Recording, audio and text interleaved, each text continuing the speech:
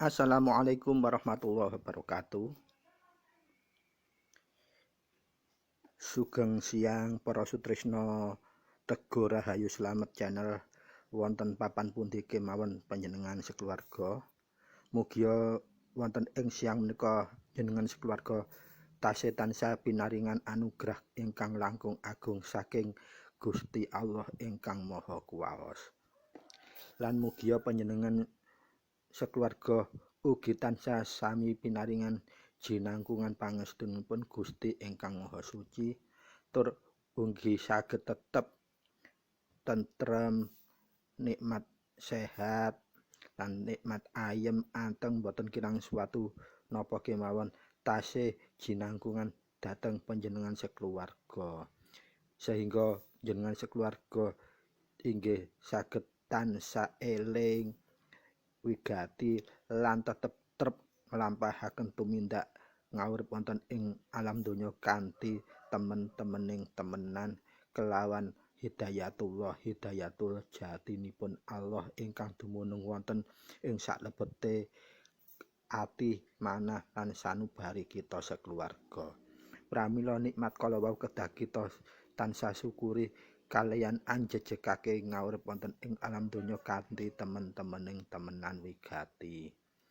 Pramila monggo kita syukuri kelawan ngungelaken lafat alhamdulillahirabbil alamin.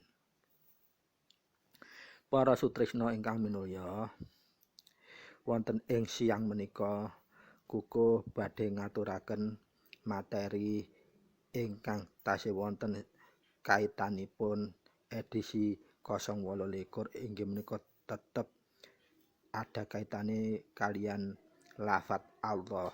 Ananging khusus ing edisi menika kukuh ngaturaken bilih manungsa sampun saged migateni maskitani dumunung lenggahe lafat Allah kanthi wigatining wigati inggih menika estune lafat Allah menika minangka sandi damel jejegaken ngawurip ing wonten alam donya menika inggih lafat Allah menika saged ugi dados sandi kagem sarana peparek dhateng dunungipun sesembahan sejati kita inggih menika Allah Subhanahu wa taala ingkang kagungan jembaripun agunge sifat-sifat ingkang langkung agung kathahipun lan sedaya sifat-sifat agung kuwasa lan sucinipun Allah menika sampun kaparingaken dumateng kita sekeluarga.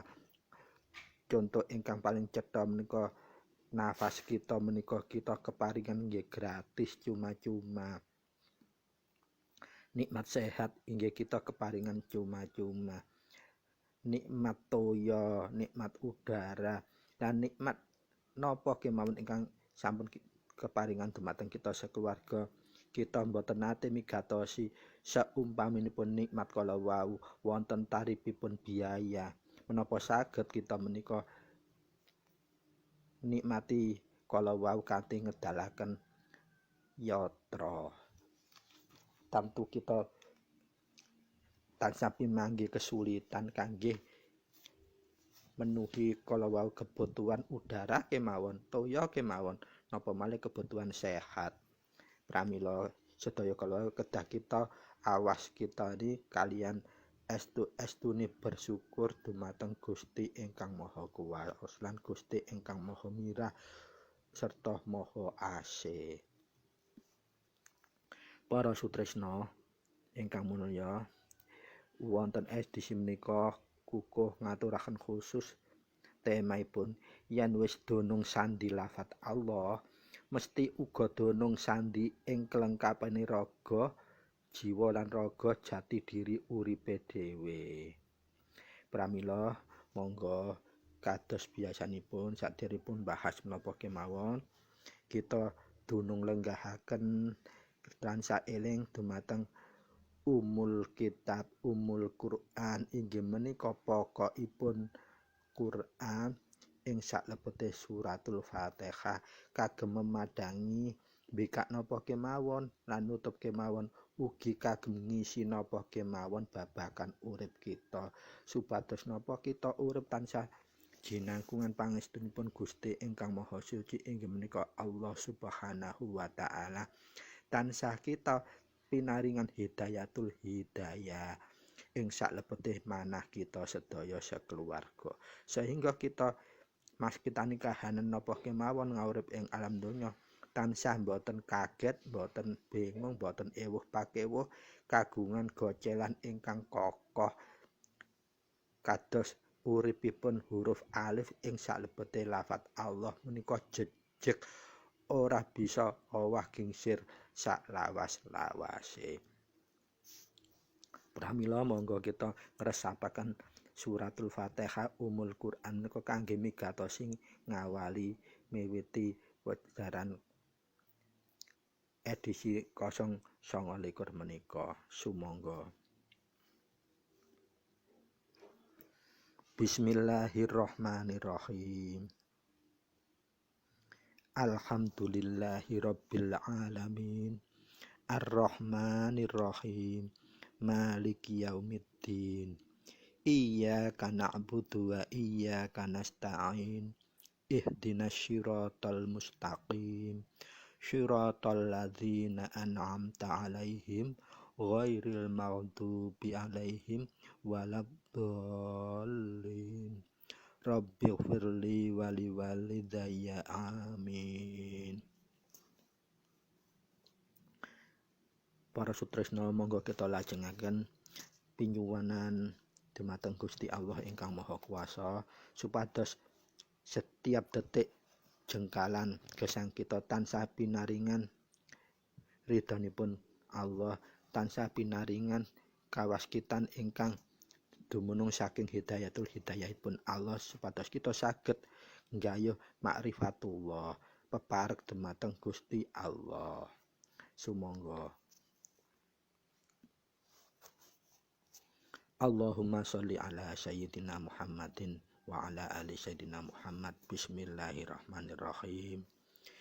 Illahi anta maqsudi waridhoka matlubi a'tini muhibbataka wa ma'rifataka la haula wa la quwwata illa billahil aliyyil azim. Allahumma sholli ala sayyidina Muhammadin abdika wa nabika wa rasulika an-nabiyil ummiyil wa ala ali wa sahbihi wa barik wa sallam tasliman biqadri adzamati dzatika fi kulli waqtin wahin. Amma ba'du.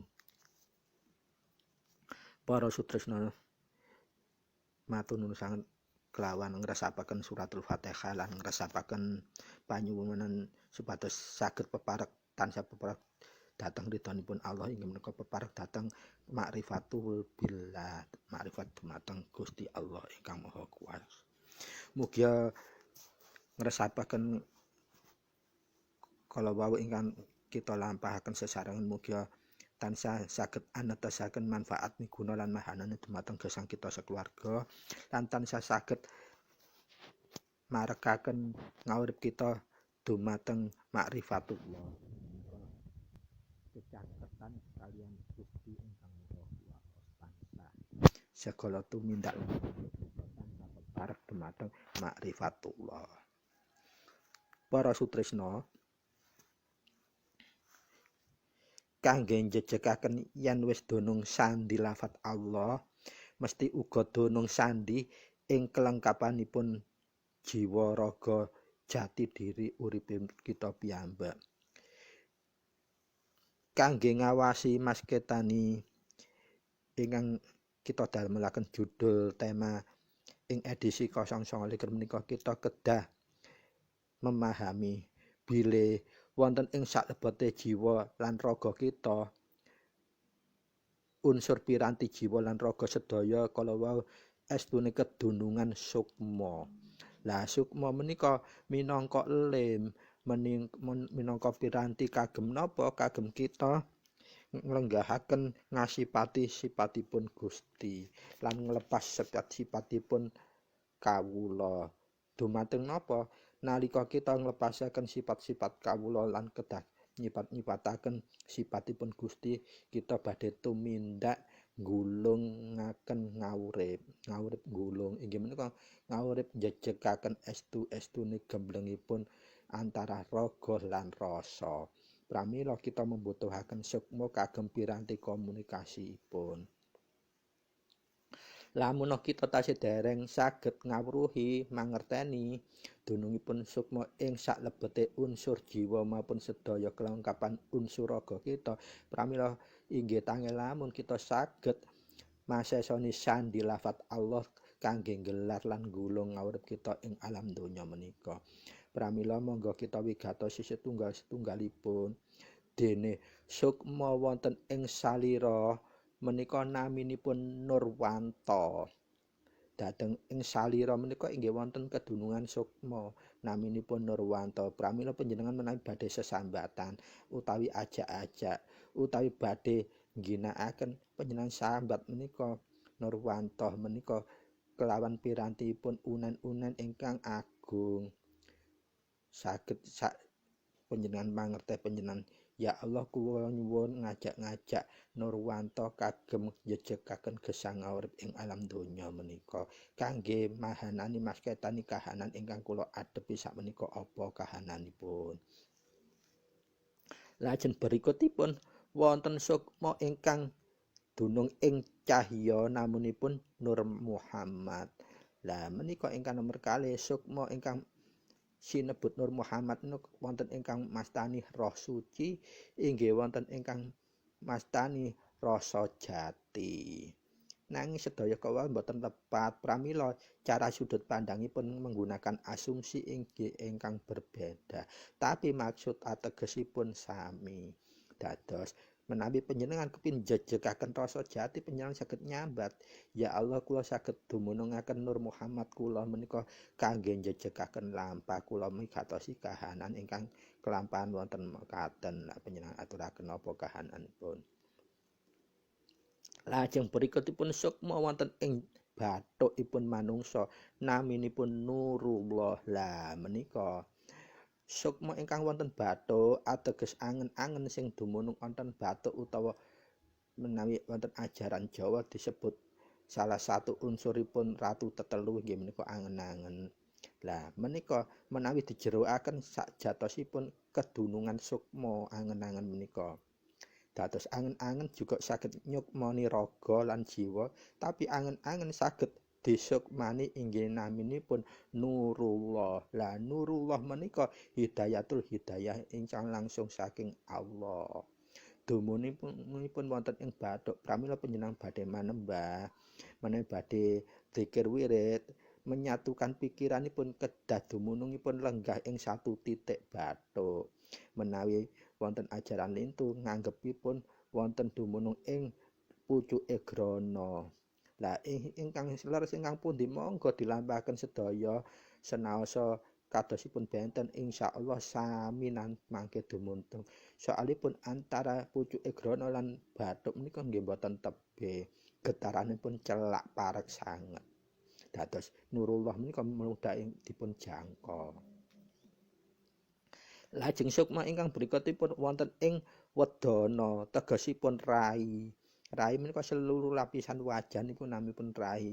Lah menika ingkang naminipun Nurbuat.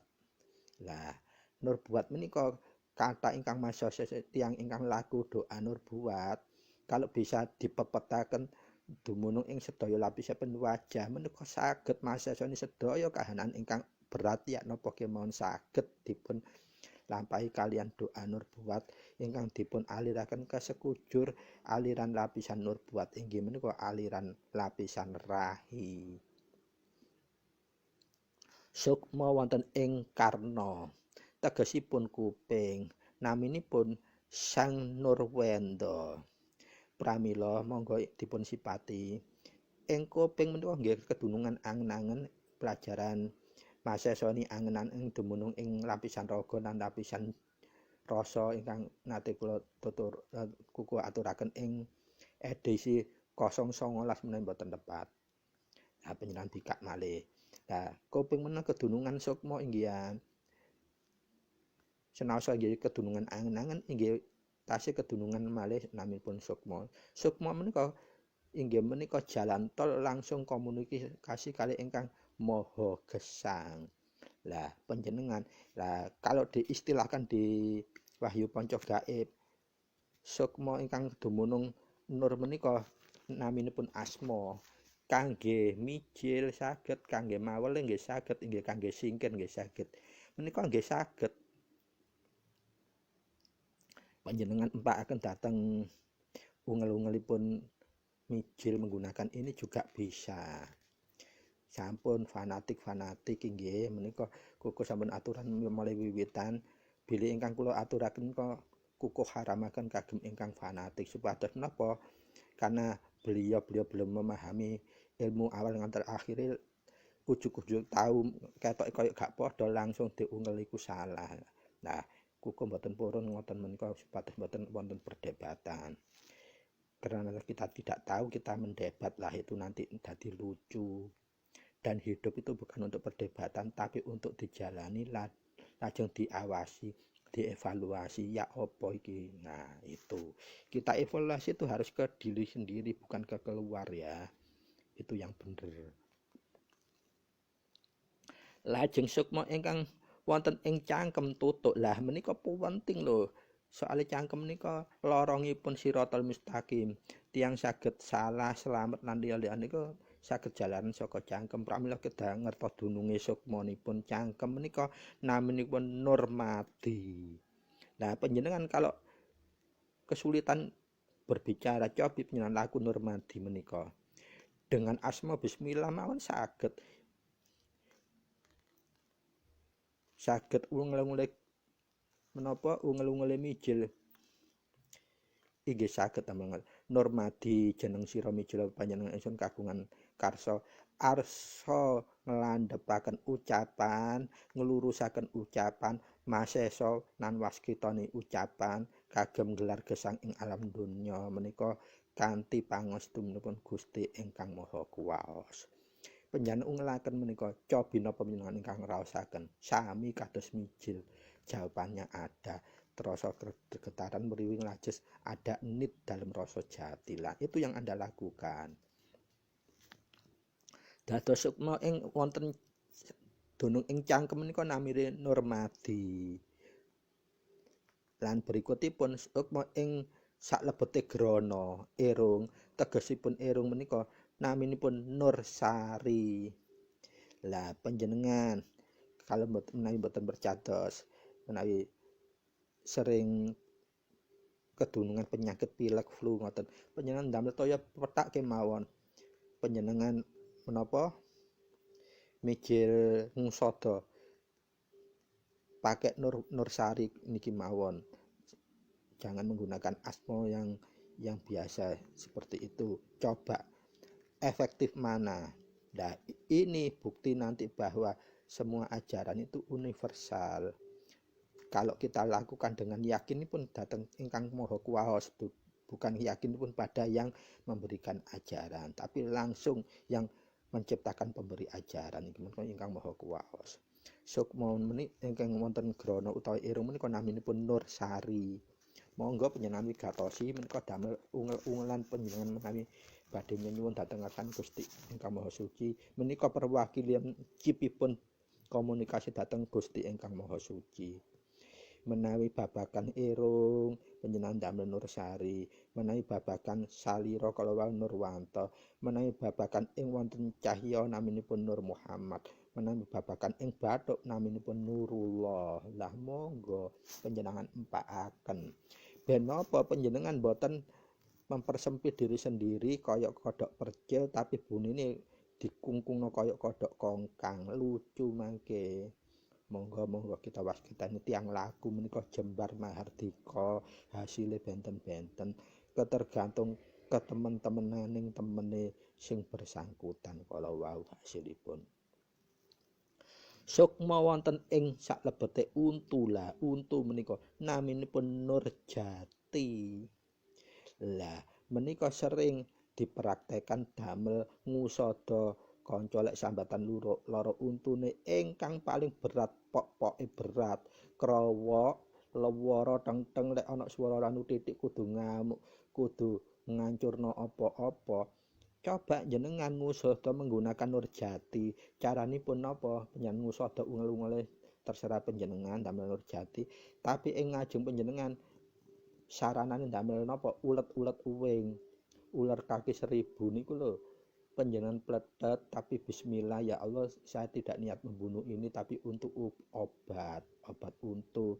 Kula nyuwun kudra irada panjenengan, ridha panjenengan menggunakan sukma Nurjati kagem marasaken untu menika kelawan ridha panjenengan.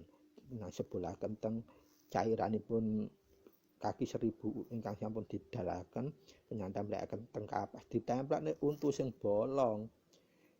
Engko lek wis wayahe anu diganti meneh ditemplekno meneh. Pramila mari ditokno cairan dilebokno ing jerone kulkas engko digunakno meneh supaya enggak mampu badhek cairane kalau. Insyaallah dalam waktu maksimal 3 hari waras tuntas. Nanging pun heran menawi ditemplekno kok ditarik kapase sing ana cairan.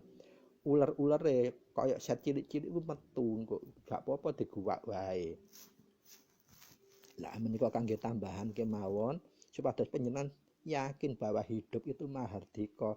Yang tidak mahardika kita harus tahu sesembahan ingkang sejati, sesebutan sesembahan ingkang sejati menika hak prerogatif dan tidak boleh salah.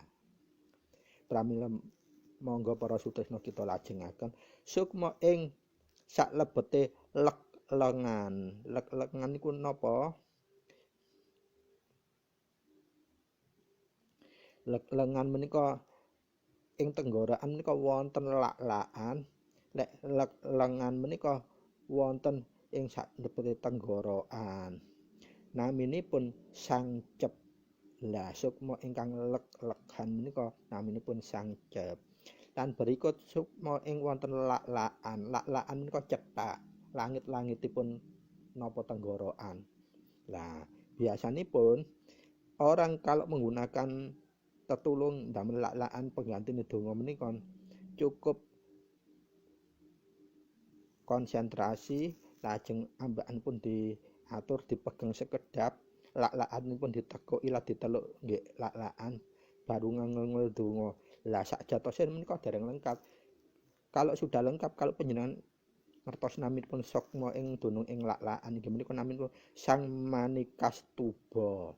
Sang Manikastuba. Panjenengan ungel Sang Manikastuba jeneng sira mijila panjenengan ingsun kagungan karsa. Arsa napa lah tetulung napa? Panjenengan tarik nafas terus diempet, dipegang, ilat ditekuk nggih lak-lakan. Terus panjenengan napa ingkang dipun arsa-karsaaken hajatipun. Lah menika sampun penggantine donga. Lah mustajabe menika luar biasa, sangat estu luar biasa. Pramila monggo dipun coba panjenengan supados saged mbuktekaken.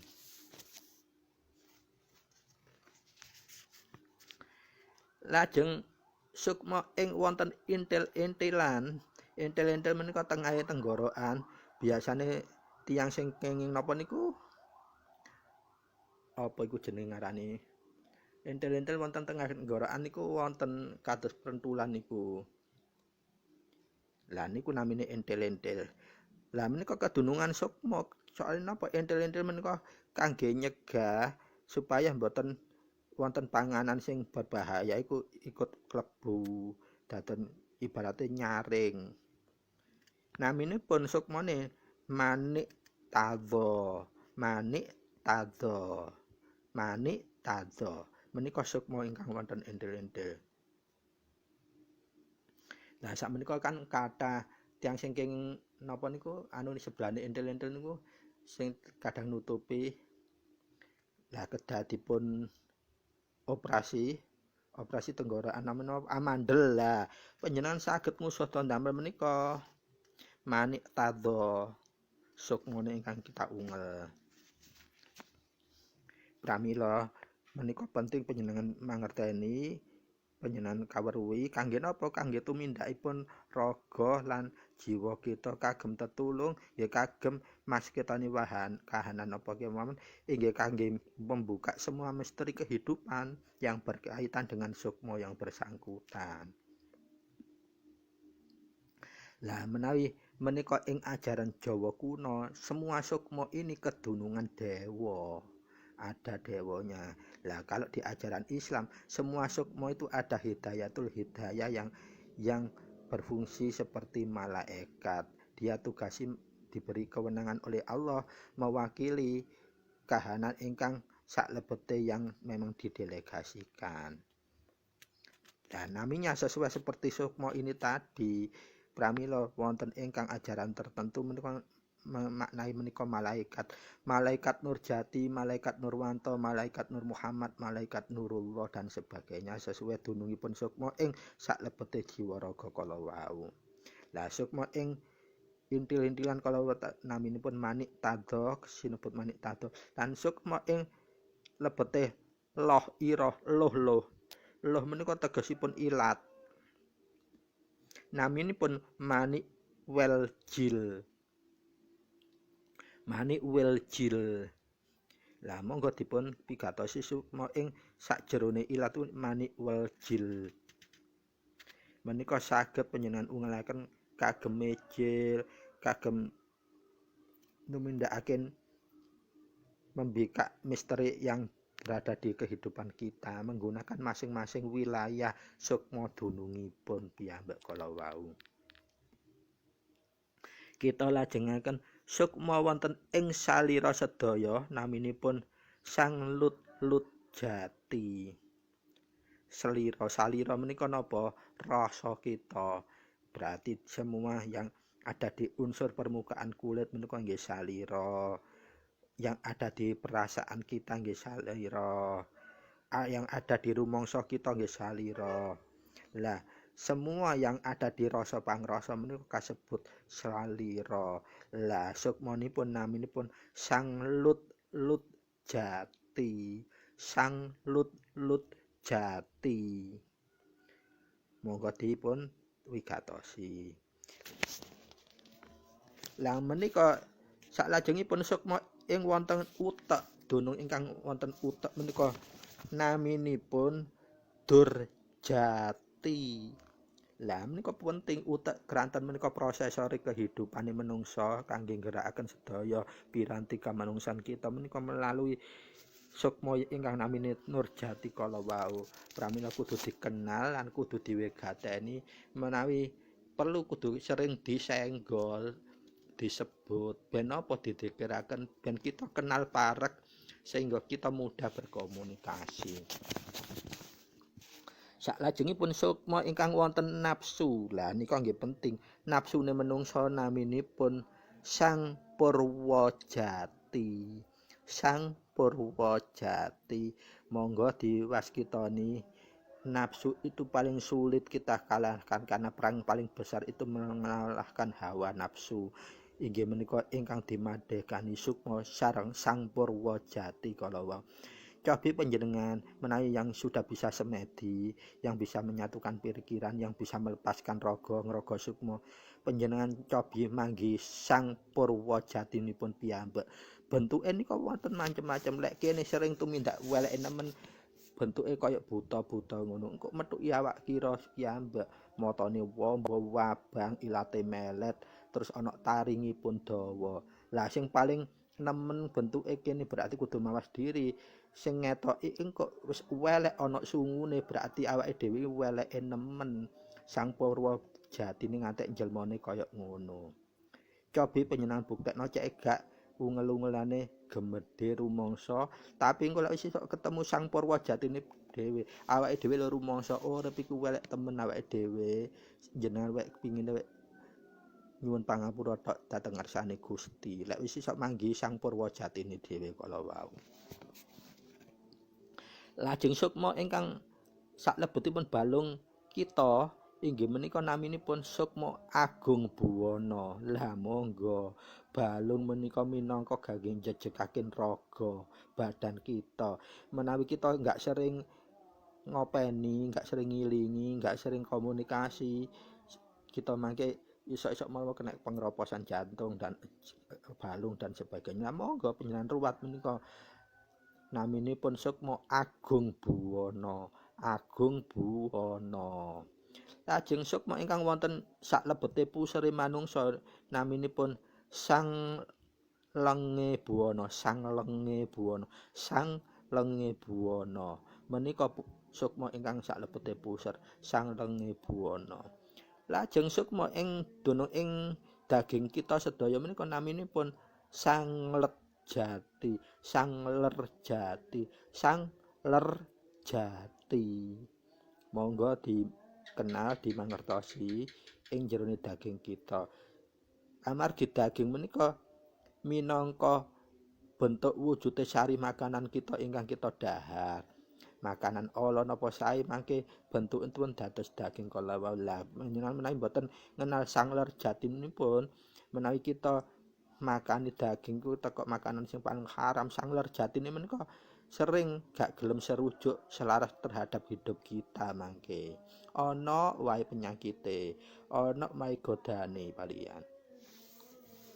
Monggo dipun kenali sukma wonten ing saklebete otot sakmenika naminipun Sang Lirmaya. Sang Lirmaya, Sang Lirmaya menika sukmanipun otot. Lajeng sukmanipun getih darah naminipun Sang Majupat.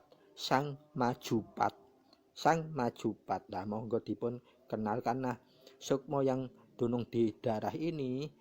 Tempatnya darah itu pemicu amarah, ring-muring, brangasan, watak brangasan dan sebagainya itu dari sini. Kalau kita tidak sering ngilingi ngenal Sang Majupat, Sang Majupat, Majupat, SANGMAJUPAT, Sang Majupat. Menika mangke akibate watak kita brangasan, gampang ring-muringan, atos. Lah salajengipun sukma ing lebete gusi. Untu iku kedunungan gusi gawe ngraketake untu. Menika naminipun Nurmaya. Sukma ing gusi niku Nurmaya. Sapa ae lek lara untu, gusine lara, ledhe. Moga panjenengan sambat menika nganti sarana jamu napa mawon mangke saged, bahkan ndak jamu toya petak kemawon panjenengan sambat Nurmaya menika kelawan ungel-ungelan mejil, ungel-ungelan usada saged sampun insyaallah panjenengan buktekaken piyambak ben boten tembung jare. Lajeng sukma ing wentis naminipun Wisesa. Sukma ing wentis naminipun Wisesa.